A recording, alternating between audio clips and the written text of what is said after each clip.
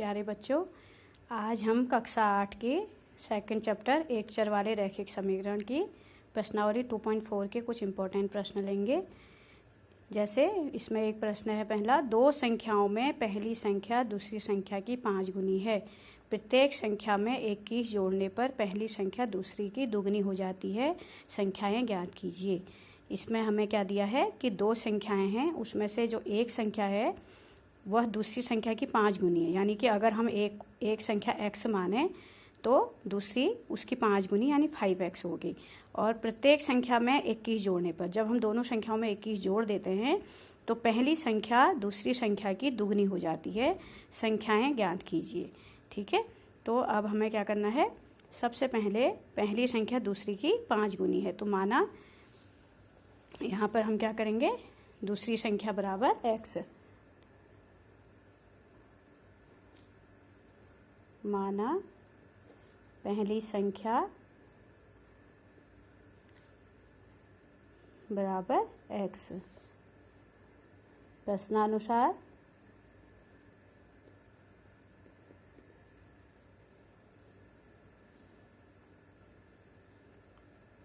दूसरी संख्या कितनी हो जाएगी, 5x। अब प्रत्येक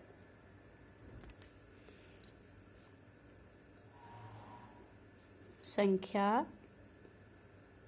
में 21 जोड़ने पर ठीक है, 21 जोड़ने पर पहली संख्या बराबर हो जाएगा x + 21 और दूसरी संख्या हो जाएगी जो कि पहले 5x थी, अब 21 जोड़ने पर हो जाएगी 5x + 21। ठीक है, माना पहली संख्या x, प्रश्नानुसार दूसरी संख्या 5x। प्रत्येक संख्या में 21 जोड़ने पर पहली संख्या हो जाएगी x + 21 और दूसरी संख्या हो जाएगी 5x + 21। अब वो कह रहा है प्रत्येक संख्या में 21 जोड़ने पर पहली संख्या दूसरी की दुगनी हो जाती है। ठीक है, तो पहली संख्या दूसरी की दुगनी हो जाती है, यानी कि जो 5x + 21 है वह 2 गुणा दूसरी की दुगनी। ठीक है, तो पहली संख्या 5x + 21 जो है, दूसरी संख्या जो कि x + 21 है उसकी दुगनी हो जाती है। तो अब हम इसको हल करेंगे। 5x + 21 = प्रत्येक संख्या में 21 जोड़ने पर एक संख्या हो जाती है x + 21, दूसरी हो जाएगी 5x + 21।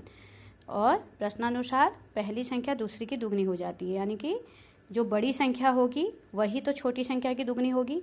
बड़ी संख्या क्या है, 5x + 21 है, वह छोटी संख्या की दुगनी हो गई। ठीक है, तो इसको अगर हम ब्रैकेट खोलेंगे 2x और 2 गुणा 21 कितना हो जाएगा, 42। ठीक है, अब अगर हम x एक साथ ले जाएं और संख्याओं को एक साथ ले जाएं तो पक्षांतर करने पर चिन्ह बदलेगा। 2x यहाँ माइनस में आएगा, 21 वहाँ माइनस में जाएगा। ठीक है, 2x यहाँ आ गया 5x के साथ माइनस में और 21 वहाँ चले जाएगा 42 के साथ माइनस में। तो ये आ जाएगा हमारा 5x में से 2x गया 3x और 42 में से 21 गया 21। तो x = 21/3। तो कितना हो जाएगा, x की वैल्यू 3 × 7 = 21। ठीक है, 3 × 7 = 21, x की वैल्यू 7 आ गई, यानी कि पहली संख्या बराबर 7 और दूसरी संख्या कितनी मानी थी हमने, 5x। 5 गुणा 7 कितना हो जाएगा, दूसरी संख्या 5x मानी थी, x की जगह 7 रख दिया, 5 × 7 = 35।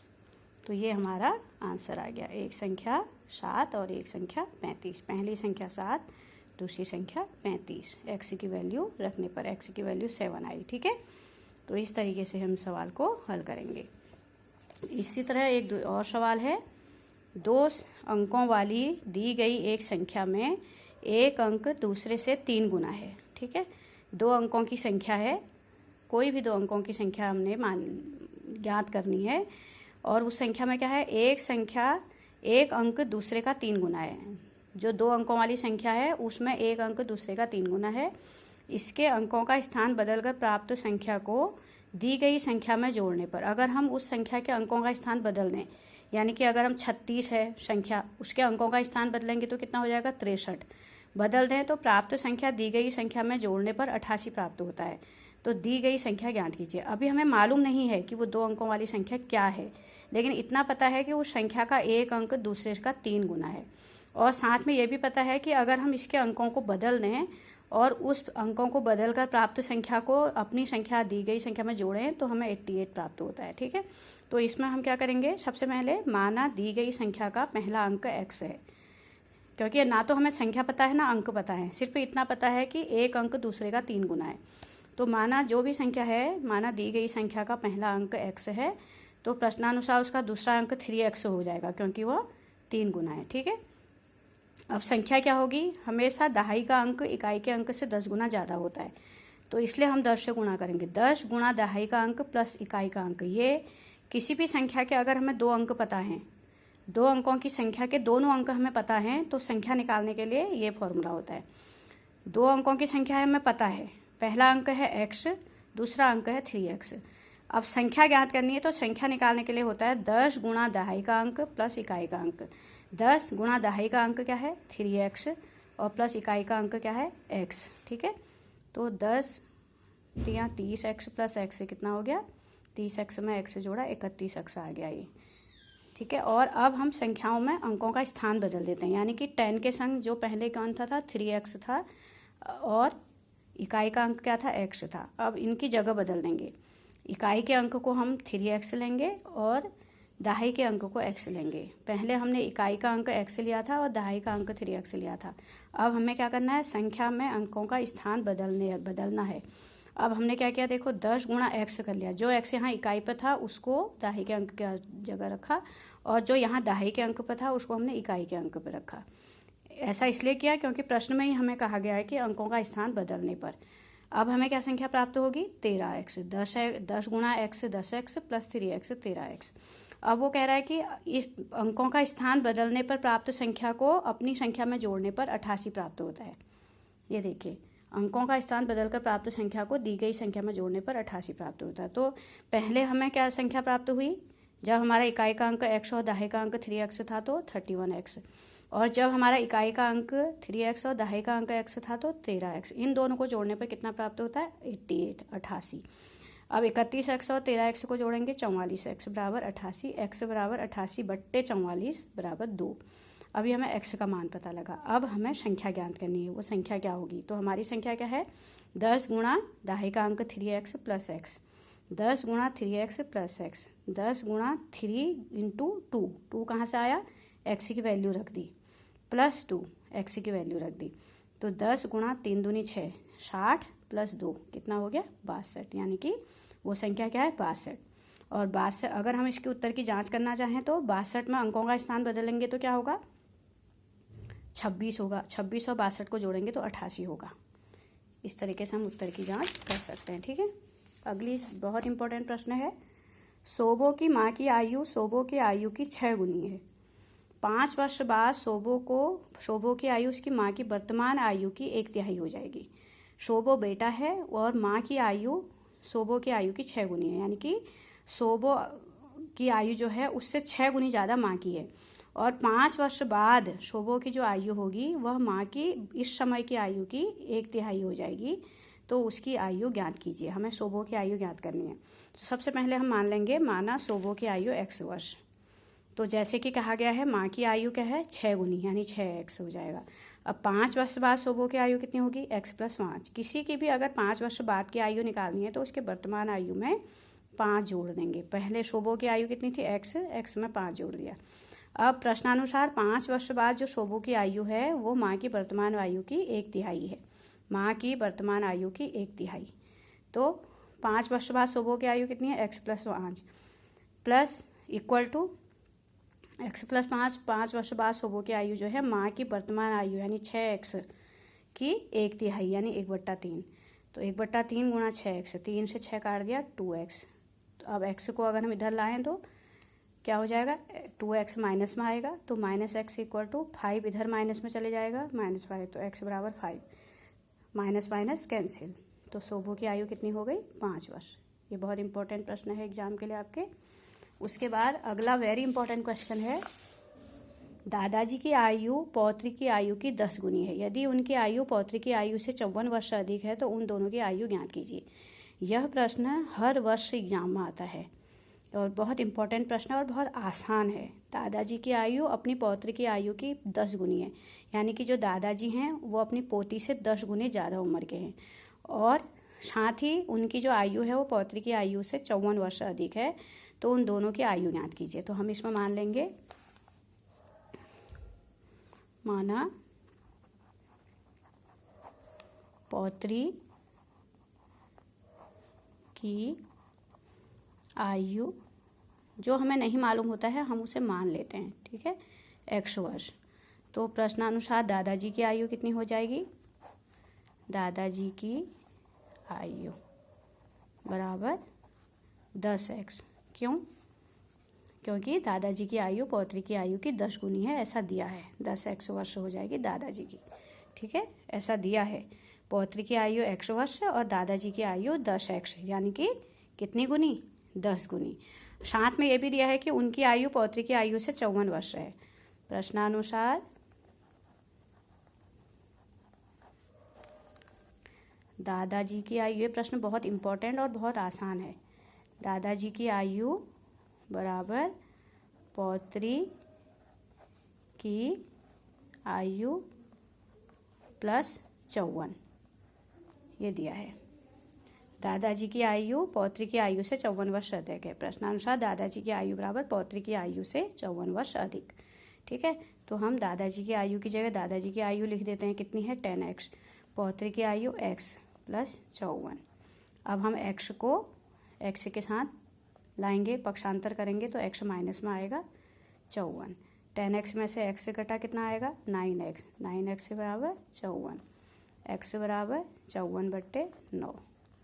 9 से 54 कट गया, कितनी बार कटेगा 6 बार, तो x 6। तो पौत्री की आयु कितनी आ गई, पौत्री की आयु बराबर 6 वर्ष, और दादाजी की आयु कितनी मानी थी हमने, 10 गुनी ज़्यादा, यानी कि 10x, 10 गुणा 6, 10x 10 गुणा 6, x की वैल्यू रख दी 60 वर्ष, ये दादाजी की आयु। फिर से इसको एक बार समझ लीजिए, दे रखा है कि दादाजी की आयु पौत्री की आयु से 10 गुनी है, तो पौत्री की आयु को मान लेंगे x वर्ष, दादाजी की 10x हो जाएगी, ठीक है। उसके बाद साथ में ये भी दिया है कि दादाजी की आयु पौत्री की आयु से 54 वर्ष अधिक है, यानी दादाजी की आयु बराबर पौत्री की आयु प्लस 54। दादाजी की आयु कितनी है 10x बराबर पौत्री की आयु x प्लस 54, पौत्री की आयु में 54 जोड़ दिया तो 10x, यह x इधर आके माइनस में आ गया, 9x से 54, x इक्वल टू 6। x किसकी मानी थी, पौत्री की मानी थी, तो वो आ गई 6 वर्ष। दादाजी की 10x मानी थी, 10 × 6 60 वर्ष, ठीक है, बहुत इंपॉर्टेंट है एग्जाम के लिए। इसके बाद अगला सवाल है, ये भी बहुत इंपॉर्टेंट है। अमन की आयु उसके पुत्र की आयु की 3 गुनी है। 10 वर्ष पहले उसकी आयु पुत्र की आयु की 5 गुनी थी। दोनों की वर्तमान आयु ज्ञात कीजिए।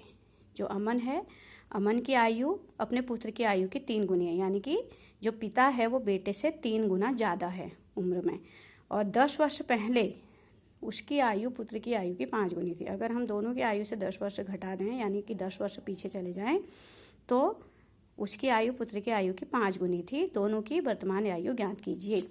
बहुत इंपॉर्टेंट और आसान सवाल है। माना अमन के पुत्र की आयु बराबर x वर्ष।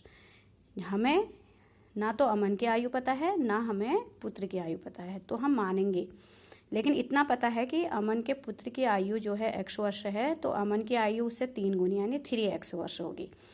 तो माना अमन के पुत्र की आयु x वर्ष, प्रश्नानुसार अमन की आयु उससे 3 गुना यानी 3x वर्ष।